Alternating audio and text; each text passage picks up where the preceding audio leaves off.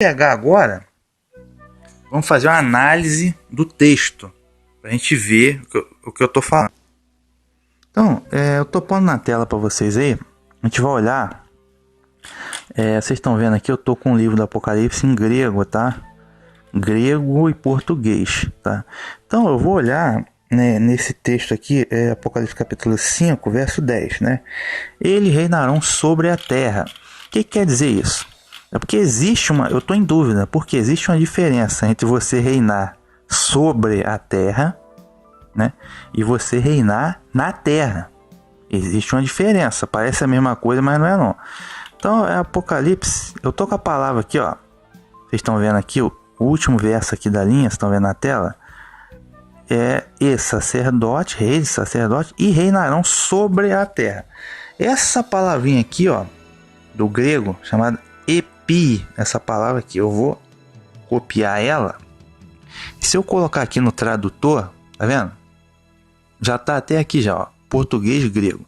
Palavra epi, ela significa sobre em português. Então, você vê que sobre, epi do grego, né, significa sobre no português, ó. Epi tá aí no grego. Opa. Significa realmente sobre, tá? Então foi traduzido correto. Sobre, reinaram sobre a terra. Só que se você vir aqui, português, né? Dicionário de português, sobre, o que significa a palavra sobre? Uma preposição, né? O sentido número 1, de respeito, você está vendo na tela. Limite concreto de espaço. Espaço, ou seja, espaço físico. Como que a palavra sobre se aplica no espaço físico? Isso é importante, porque eu quero saber onde esses ressurretos vão estar fisicamente. Fisicamente, eles estarão na terra, em Jerusalém, ou fisicamente eles podem estar acima, no céu, reinando sobre a terra, de cima, tá? Ó, há um limite concreto de espaço. A palavra sobre significa, primeiramente, no alto, em cima de. No alto, em cima de. Só que também pode significar ao longo de ou na superfície de. Tá? Então aí que está a questão.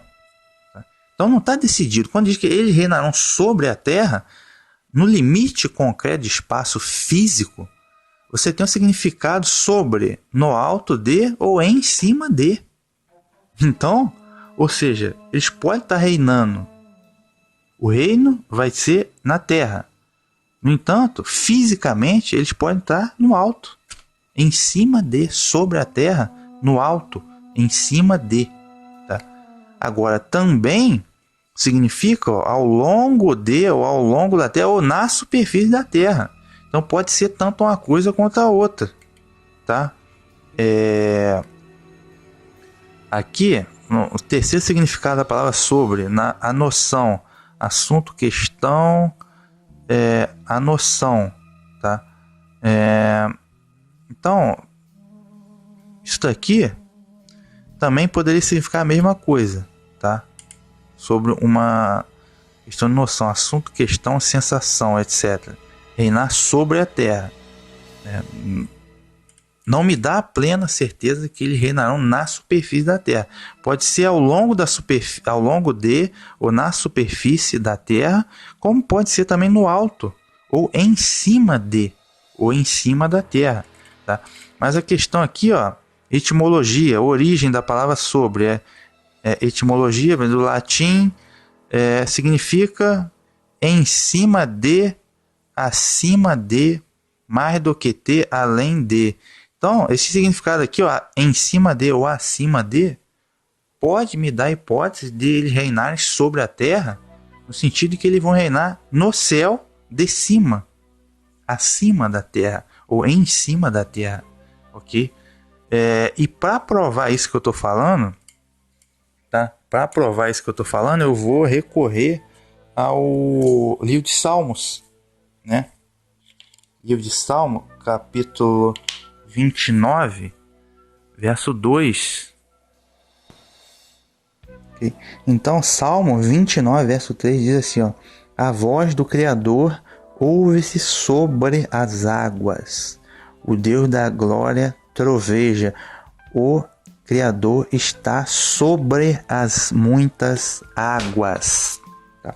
A voz do Criador ouve-se sobre as águas. Tá? E o Criador está sobre as muitas águas. Então, aí a gente vai entrar, né, naquela coisa que eu discuto sempre, terra plana, a gente vai entrar na cosmologia bíblica. Tá? No início, o que o Senhor Deus fez? Gênesis capítulo 1, ele fez a separação entre águas e águas. Ele fez a expansão, que a gente conhece como atmosfera, né? Tem as águas debaixo da expansão, da qual emergiu a Terra. Emergiu a Terra e ficou lá as águas debaixo da expansão, que são os mares, oceanos. E tem a expansão, tem o firmamento, tem a abóbada, e acima do firmamento tem o que? Águas. São as águas acima do firmamento. Eu chamo de oceano primordial. Depois disso tem mais coisa, tem trevas, tem uma porção de coisas. E depois chega para lá do sétimo céu o trono do Altíssimo.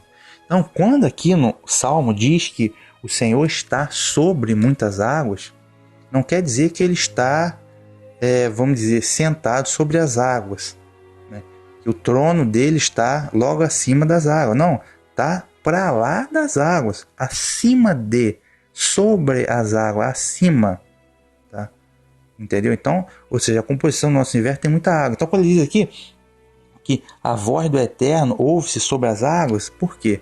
Muitas vezes já foi ouvida a voz do Eterno. Por exemplo, quando o Eterno, o Espírito Santo, em forma de pomba, se pousou sobre o Messias, no batismo, no Rio Jordão.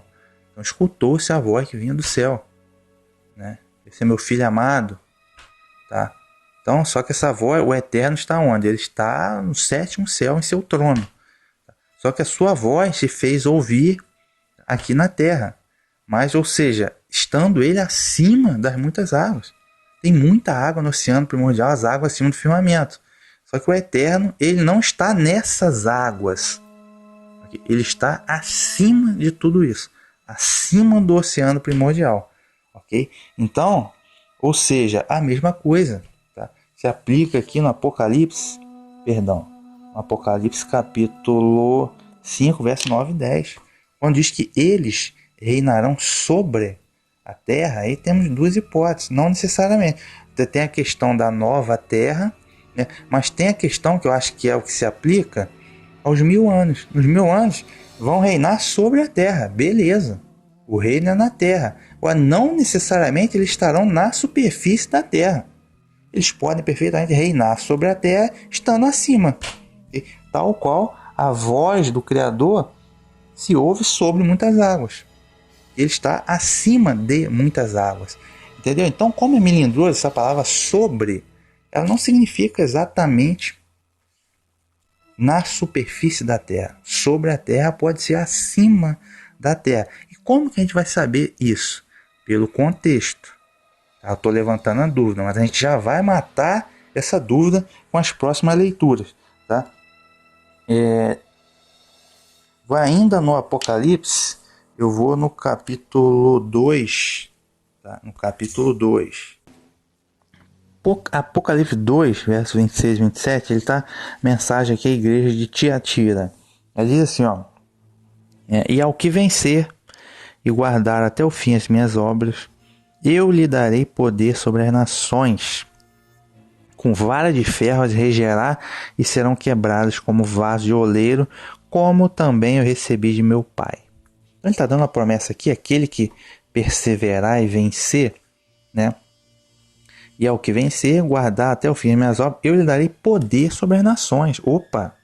Então, é como eu disse, vai ter um reino aqui na terra? Sim.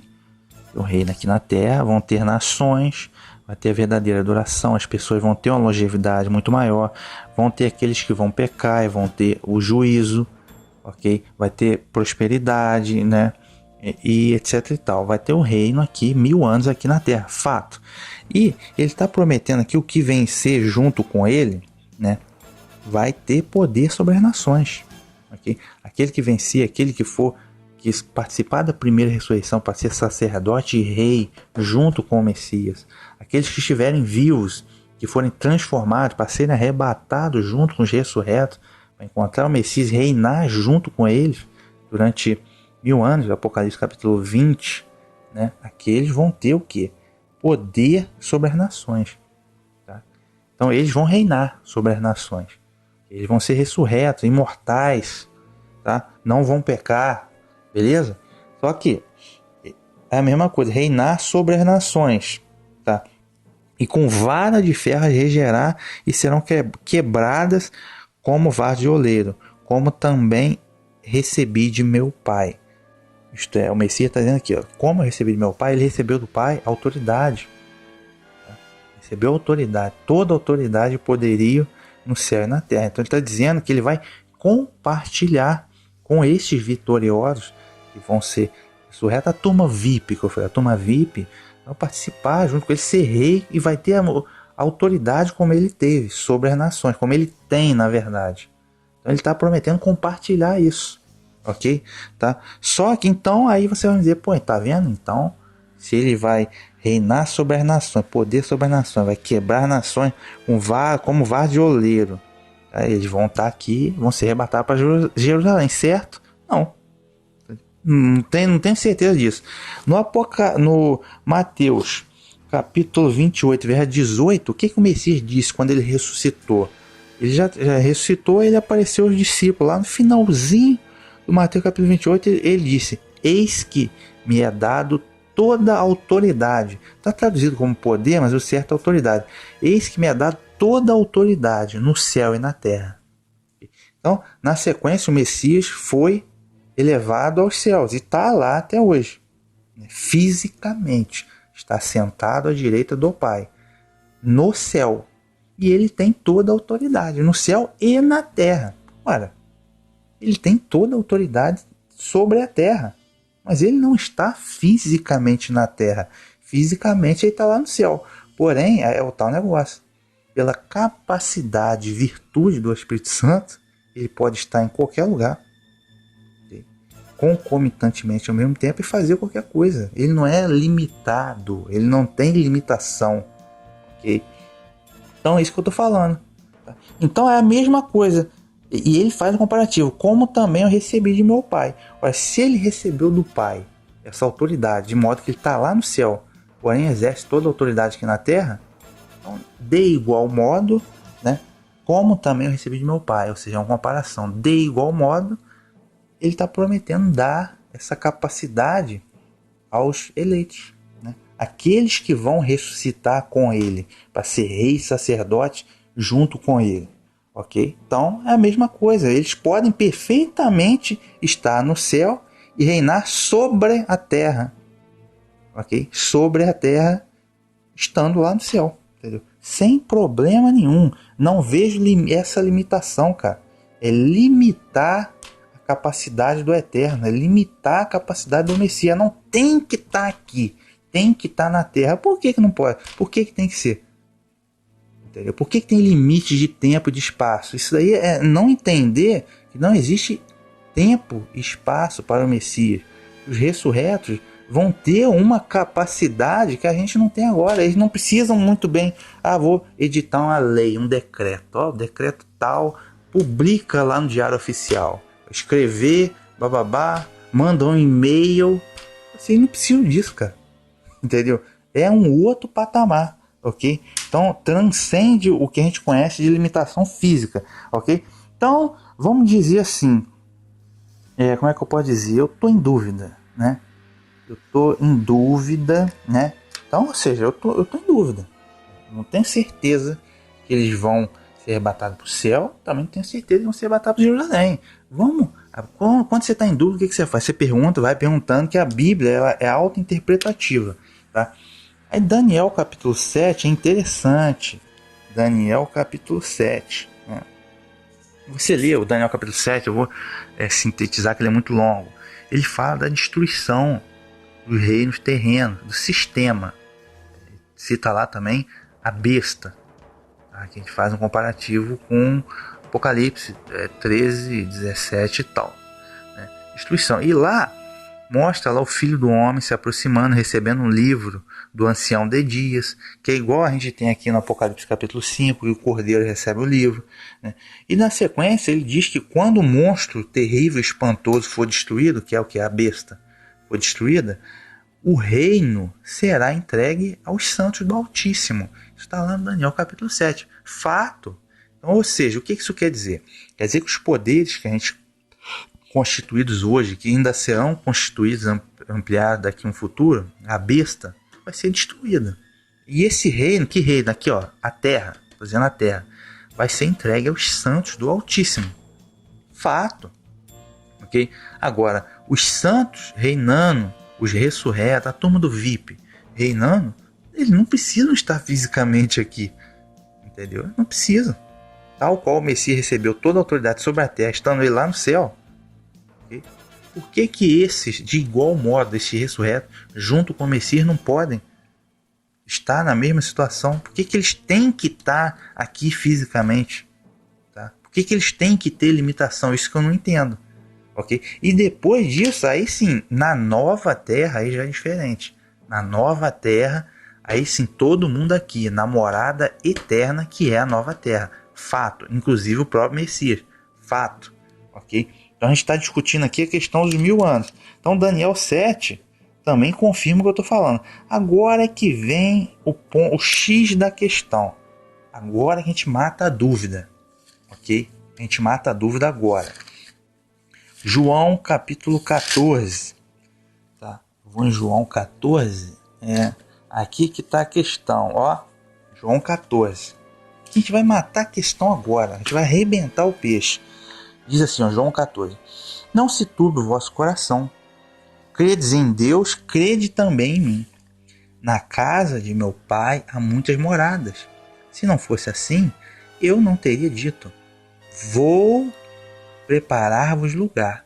E se eu for e vos preparar lugar, virei outra vez e vos levarei para mim mesmo, para que onde eu estiver, estejais vós também.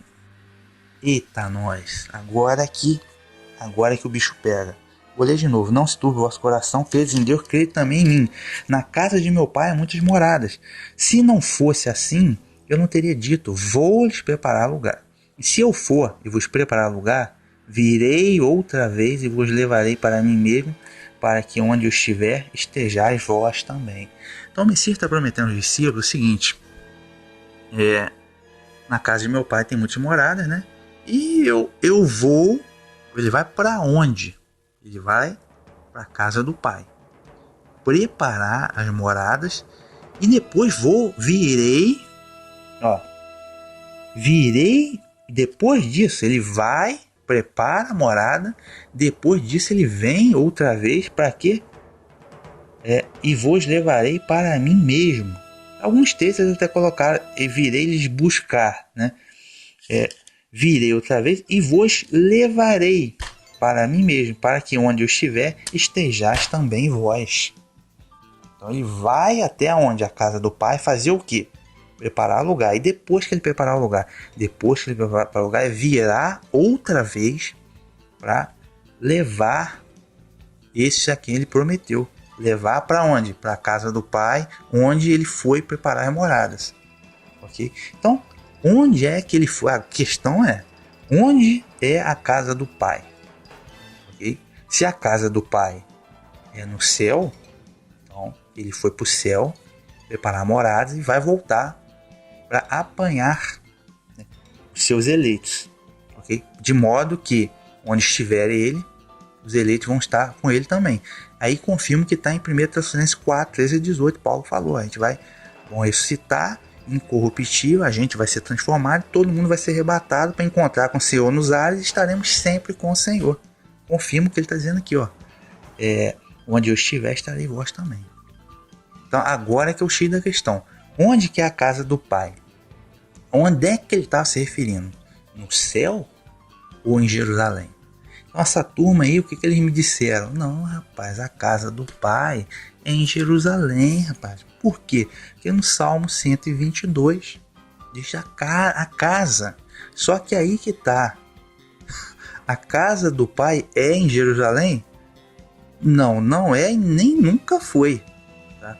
Por quê? Quando se dizia, veja bem, lá na primeira aliança, até Davi falava aí, Davi falou em Salmo 122, irei à casa do Senhor, a casa. Muito evangélico pensa que a casa do Senhor é um templo físico. Não, filho. Os israelitas chamavam Jerusalém de a casa. Por quê? Porque era o templo, na verdade, era uma casa onde habitava o nome do Eterno. Porque o Eterno não habita em templos feitos por mãos humanas. Os céus não podem contê-lo. Isso é fato. Então, era uma casa de que? Casa de oração. Casa, como disse o Messias quando expulsou os cambistas do templo. Minha casa será chamada casa de oração. Era uma casa para habitar o nome do Eterno. Okay? Então, os israelitas chamavam a casa porque aquela adoração lá no Israel, na primeira aliança, era uma adoração templocentrista. Só subia de ano em ano para celebrar as festas, celebrar os sacrifícios, etc. e tal, em Jerusalém. Como o próprio Messias ia sempre lá nas festas pegando o templo. Mas o próprio Messias diz em João capítulo 4, gente, está chegando a hora. A adoração não é mais no templo. A adoração é em espírito e verdade. É espírito e é verdade. Então o templo hoje é o próprio corpo do discípulo. Okay? Essa é a questão. Então, cara, eu acho assim raso, para não dizer leviano, a casa. Cadê? O templo foi destruído. Talvez devem reconstruir alguma coisa lá, mas a adoração é espírito e é verdade. A casa do Pai, o Pai não habita em templo feito por mãos humanas. Okay? Então, na minha opinião, a verdadeira casa do Pai que ele estava se referindo aqui é o céu. Tá? Onde está o seu trono, acima do sétimo céu. Tá? Por isso que ele chama de o Altíssimo. Porque agora dizer que Jerusalém é a casa de Deus, isso aí eu acho até herético, né? Havia uma casa de oração, havia uma casa para estar o seu nome lá. Agora, a adoração hoje é espírito e verdade, cara. Não depende de um local, tá? Mas enfim, tô em dúvida. Porque eu tô em dúvida, o que eu faço? Eu consulto mais passagens, que a Bíblia é auto-interpretativa. Ela vai se interpretar. Deixa eu ver aqui mais alguma coisa aqui para frente, ainda nesse João capítulo 20. Então, mas surge a questão, vamos continuar aqui, ó, continua o verso 4. Mesmo vós saber para onde eu vou e conheceis o caminho. Disse-lhe Tomé, Senhor, nós não sabemos para onde vais, como poderemos saber o caminho? Disse-lhes o Messias, eu sou o caminho, a verdade e a vida, ninguém vem ao Pai, senão por mim. Tá? Ou seja, ele está indo para um local, para onde? Para a casa do Pai, e tem um caminho para chegar a esse local. Qual é o caminho? O próprio Messias. O caminho, a verdade e a vida. A fé nele, a fé no sacrifício dele, a fé nos méritos dele. É o caminho que vai propiciar a hipótese de que esses eleitos, aqueles que vão ressuscitar lá na primeira ressurreição, o VIP, quem vai ser transformado, quem vai ser arrebatado, tá? Vão tomar esse caminho que é o Messias para chegar até o Pai, a casa do Pai. Okay? Fato. Tá? Deixa eu ver aqui. Ver aqui. Deixa eu ver aqui. Então, a grande questão é o Pai, né? A casa do Pai, Jerusalém ou é no céu? Vamos, João capítulo 20.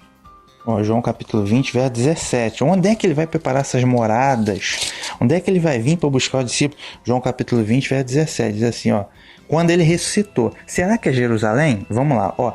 Ele ressuscitou, disse-lhe Yahushua, o Messias, não me detenhas, porque ainda não subi para meu Pai, mas vai para meus irmãos, diz que eu subo para meu Pai, vosso Pai, meu Deus, vosso Deus. Então, quando ele disse aqui que ele estaria indo para a casa do Pai, ele não se referia a Jerusalém, se referia ao céu. Por quê? Porque quando ele fez esse discurso, ele foi entregue, né? Foi julgado, né? Pelas autoridades, foi morto. Foi morto aonde? Em Jerusalém. Aí na sequência ele ressuscitou, né? Ele ressuscitou e ele foi visto pelas mulheres. E o que ele disse? Olha, não me detenhas, porque ainda não subi para meu Pai.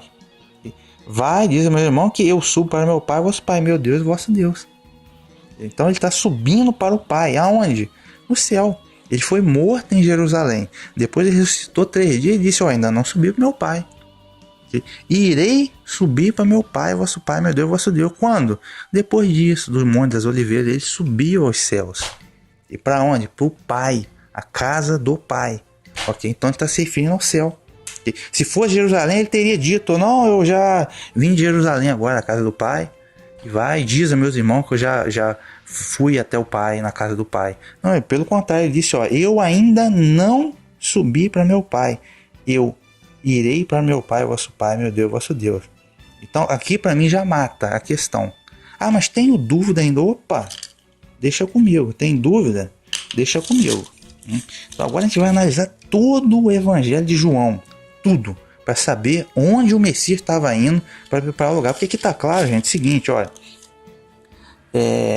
Na casa de meu Pai há muitas moradas, né? Vou preparar lugar. E se eu for e vos preparar lugar, virei outra vez e vos levarei para mim mesmo. Então ele vai a algum lugar preparar a morada, depois ele volta para levar o seu discípulo. E quando que esse voo, ele volta aqui no arrebatamento. Então fica sem sentido o Messias voltar, destrói a besta, falso profeta, retorna o Messias. Na sequência, tipo assim, ele vai para Jerusalém, na terra, prepara lugar e depois ele volta para buscar os discípulos todos, né, que vão encontrar com ele no céu, para ir levar todo mundo para Jerusalém. Então ele tem que primeiro ir lá em Jerusalém, preparar a morada, depois voltar para arrebatar todo mundo, para voltar para Jerusalém.